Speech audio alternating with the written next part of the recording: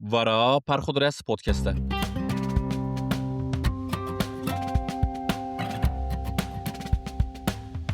Axçîk bi salan e ji stranên bi Kurdî, Ermenî û Tirkî li guhên min dikeve. Tewr û talî bi strana ser Şekir Axa bi dengê Serdar Canan careka din li guhên min ket Axçîk. Serdar Cananê stran ji devê Kerîmê Jîrkê girtiye wê bi qaydeyeka wer mîstîk û modern dibêje ku pêra canê însanê vî zemanî jî gurzî dibe.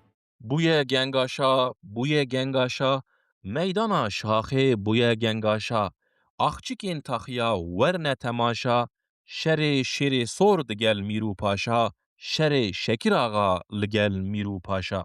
Dê Îzolî û Zana Farqînî nivîskarên ji sedsala bîstan hatine vê sedsala bîst û yekê di ferhengên xeyên Kurdî û Tirkî da bo axçikê gotine meneya wê keçik e û ji zimanê Ermeniyan hatiye ketiye Kurdî. Yusuf Ziyaettin Paşa jî taliya sedsala nozdan ra nav Elhedîye Elhemîdiye fil lûgatîl Kurdîye di ferhenga xwe da ser axçikê dibêje bi zimanê Ermeniyan e û dide zanîn ku ew ji bo keçikên xrîstiyan yên gênc tê gotin. Sewanîşaniyan di ferhenga xwe ya etîmolojiyê da ser axçika bi dengên bi Tirkî ahçik e, dibêje lêla Mûş, Meletî û Dêrsimê xaseten Elewî bo bûkê dibêjin ahçik. Li ser vê malûmatê min li ferhengên Zazakî jî nihêrî, lê ne di ferhenga Wateyê da ne jî diya Şaban Şenatêş da min tiştekî ahçik nedî. Têmurê Xelîl payîza 2007 di Kurmancî da di wê rojnameya taybetî ya Enstitûya Kurdî ya Parîsê da axçîk di nêv wan peyvan da rêz kiriye ku ji Ermenî ketine Kurdî.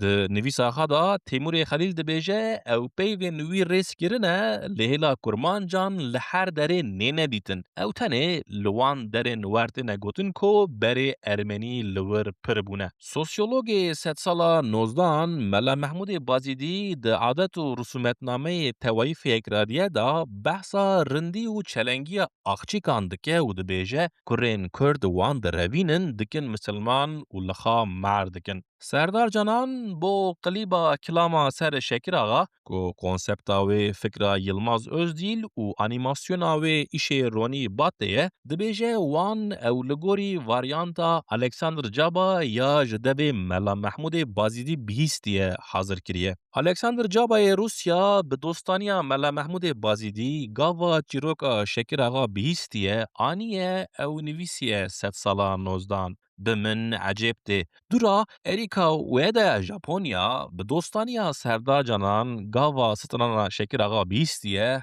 aniye seba wê aranjeyek çêkiriye sedsala bîst û yekê. Bi Alexander Caba bi Mela Mehmûdê Bazîdî bi êrîka wê da bi Serdar Canan tarîx bi çîrok û mesele, bi şorên şerqî û bi teknîkên xerbî, bi mûzîkê tiştekî dibêje ji me re. Lolo xort no, lêlê axçîkînê werin bikin temaşa.